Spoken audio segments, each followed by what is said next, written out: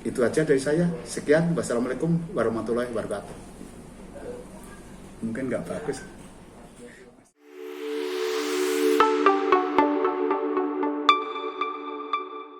Assalamualaikum warahmatullahi wabarakatuh. Kenalkan, nama saya Kasno alias Kasno Atmo Soekarto. Saya lahir di Sragen 4 Maret 1958. Masa kecil saya memang saya dari anak petani yang dididik keras untuk kerja dan belajar. Lalu ketika saya masuk bujangan sudah ditinggal oleh bapak kandung saya, sehingga dari situlah saya harus belajar mandiri. Dari situlah belajar karena nuansa saya, kehidupan saya memang orang Jawa Tulen, sehingga hal-hal yang terkait dengan kejawaan tentu akan saya ikuti. Misalnya ketika mau sunat, saya pun harus puasa 3 hari. Mau ujian apapun puasa, itulah nuansa kedaerahan saya. Sehingga karena wilayah saya di kota Sragen tidak jauh dari Keraton Surakarta, dan kebetulan saya dekat di Mengadek, itu makam Raja Surakarta, yaitu Raja 1, 2, 3 termasuk Pangeran Sambernyawa yang ada di Imogiri. Di Imogiri itu adalah syarat dengan nuansa kejawen, bahwa anak bujangan atau anak bujangan pria itu memang harus banyak sesirih. Sesirih itu artinya kita belajar mandiri untuk memperhatikan hati kita agar kita berbuat baik, agar apa yang kita cita-citakan dapat terwujud. Dengan syarat, tentu ada syaratnya. Pertama, tidak ada kelirunya daripada kita main-main yang tidak. Mungkin ke pusat hiburan, di Jawa ada ketoprak, wayang orang. Lebih baik kita berziarah ke makam raja. Contohnya dekat dengan sekolah saya itu ke Pangeran namanya Darpo Yudo, itu juga masih andahan dari Keraton Surakarta.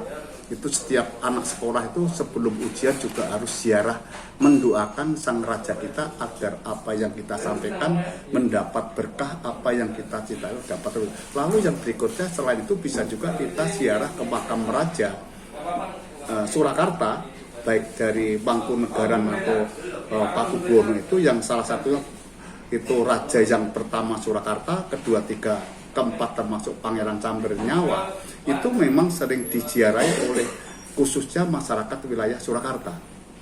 Yang berikutnya adalah bagian dari itu adalah yang 5, 6, 7 sampai 9 itu adalah di Imogiri, Yogyakarta.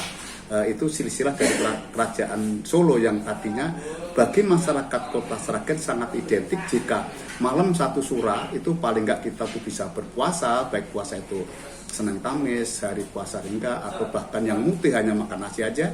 Tapi ada juga yang syaratnya setiap Jumat Kliwon dan Selasa itu harus ziarah ke makam Sambernyawa di daerah Tawangmangu, tepatnya di Mentese.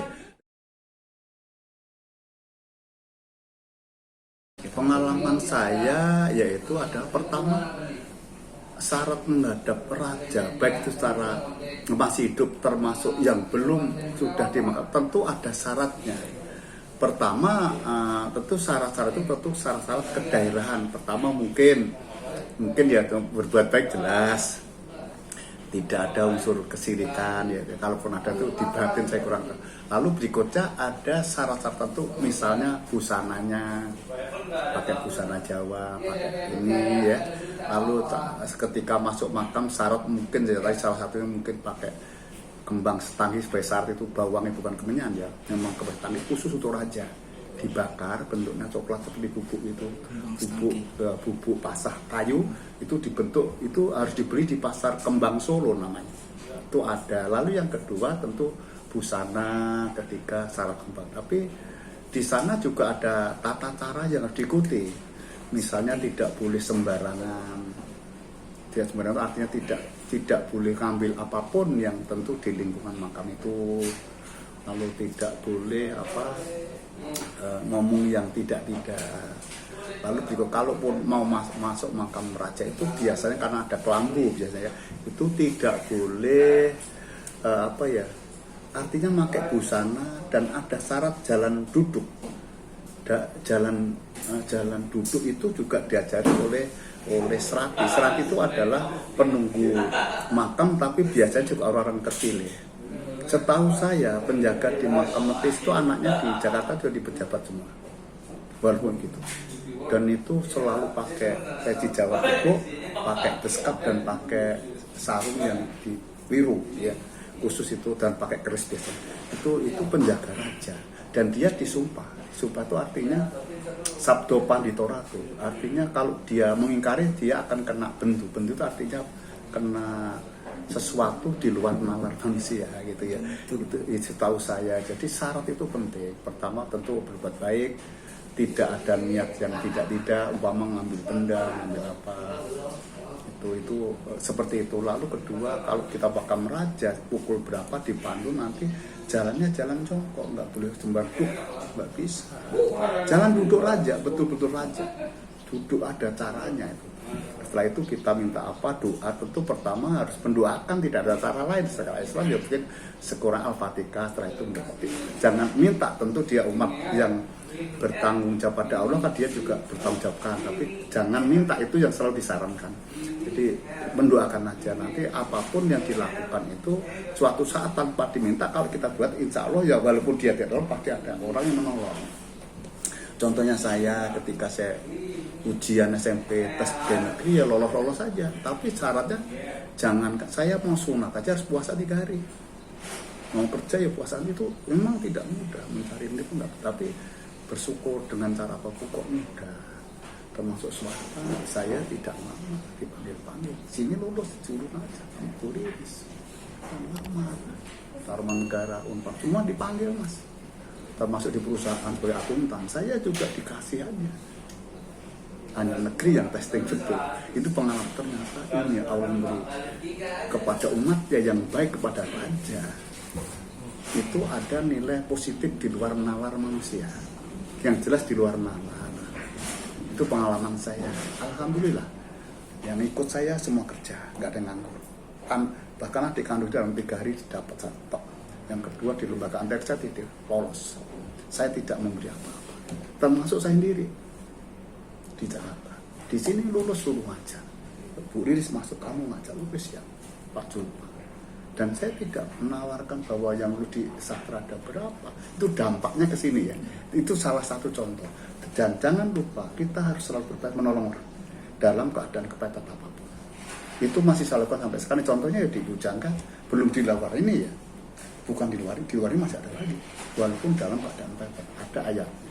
Dan disitulah sang raja itu akan mencerita orang-orang yang seperti itu. Dulu sering pesta Kliwon itu Anggoro Kasih, malam yang sangat berharga baru Jawa.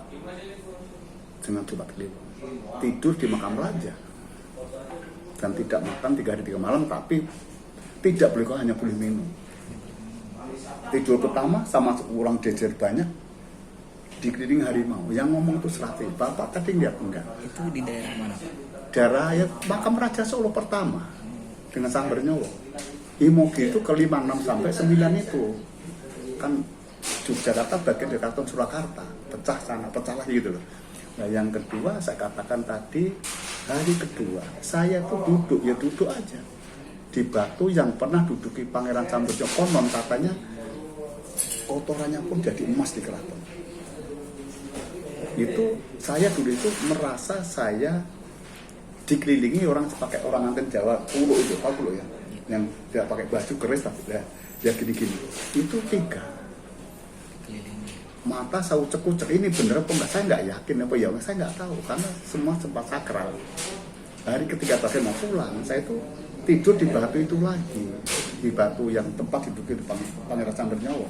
Ini tidak semua orang tahu, nggak akan tahu. Ini cerita beneran yang banyak saya malah bukan orang Jawa kan. Jadi hari terakhir itu saya seperti didekati, tahu bunga karang gitu. Bunga karang ya, karang-karang putih itu dari jauh, kira-kira 3 meter dekat ke saya, jarak berapa meter hilang. Sebenarnya sorot tapi nggak sorot. Itu terakhir. Tapi sebelumnya, setelah mau pulang, Raja Solo pada datang ke andahnya Raden Ayu Bendoro datang karena pas satu suro atau apa saya lupa. Nah itu jidat raja itu memang beda dengan jidat seperti kita. Bersinar tapi nggak sinar, memang susah juga ngatakan itu ya, susah dikatakan itu. bahwa raja itu memang bukan seperti kita. Ada ciri khas sendiri yang tidak dimiliki rakyat jelata. Kalau orang Madiun gini, kalau saya enggak gitu. Orang Madiun itu beda dengan orang Solo. Makanya disitulah daerah saya wilayah Solo, hal-hal seperti itu masih identik. Tapi nggak tahu sekarang. Itu yang saya alami dan itu saya alami betul. Kalau itu. Jadi saya alami setiap tadi saya ke sana, selama Pak Di saya ngajak ke makam raja, karena saya tidak punya kendaraan. Saya anak janda waktu itu dan saya selalu ke arah yang baik. Ke arah yang baik aja, tidak ada pikiran yang negatif. Kalau negatif, namanya bujangan bisa apa saja. Tapi saya selalu ikuti yang baik itu, ternyata memang dampaknya sampai saya memang tidak merasa kaya itu. Tapi yang penting bisa membantu orang. Siapapun, saya tidak.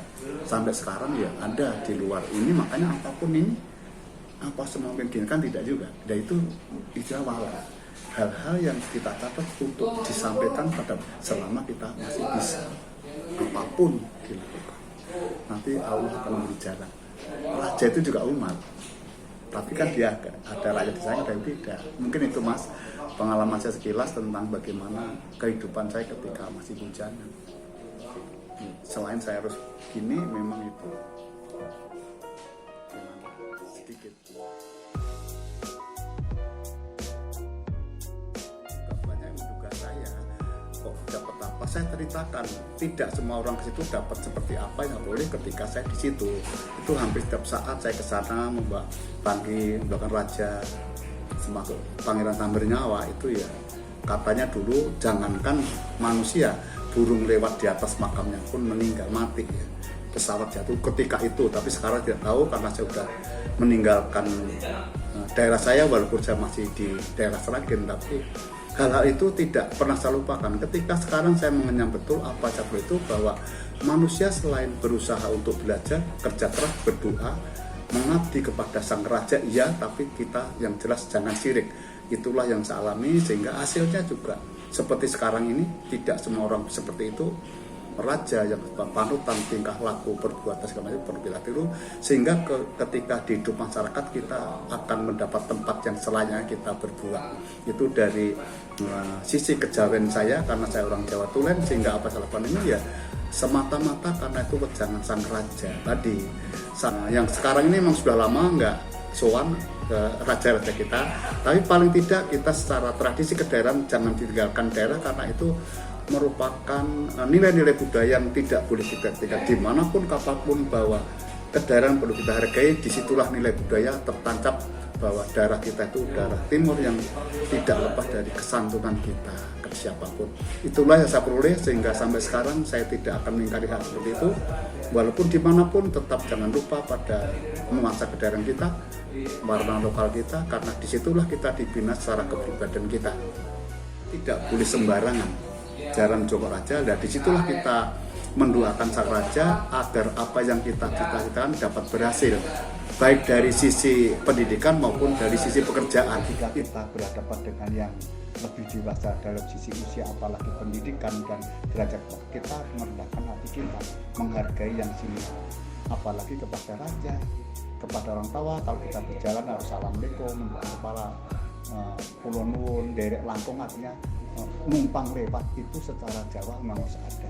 Jangan lewat-lewat aja. Jadi artinya tidak ada kesantunan. Jadi itu memang perlu, baik ke dewasa itu emas atau rokok emas, apalagi Raden Nabi raja itu sangat dihormati. Tentu yang itu menghargai siapapun, sebaya pun menghargai. Makanya manggilnya Dimas adik emas dan rokok emas kakang emas, lebih tua. Ke adiknya pun kita menghargai. Kalau dalam konteks kekeliruan kita cepat minta maaf, jangan sampai orang lebih dulu minta maaf. Didahului kita ke siapapun, tua muda sama. Itu yang beda sama sekali. Kalau yang muda salah tetap cepat, jangan sampai kedahuluan. Itu yang salah. Cepat minta maaf, jangan sampai kedahuluan. Berilah senyum pada siapapun. Senyuman berarti sebuah kata dan lebih bermakna dari segala-galanya. Itu adalah senyuman.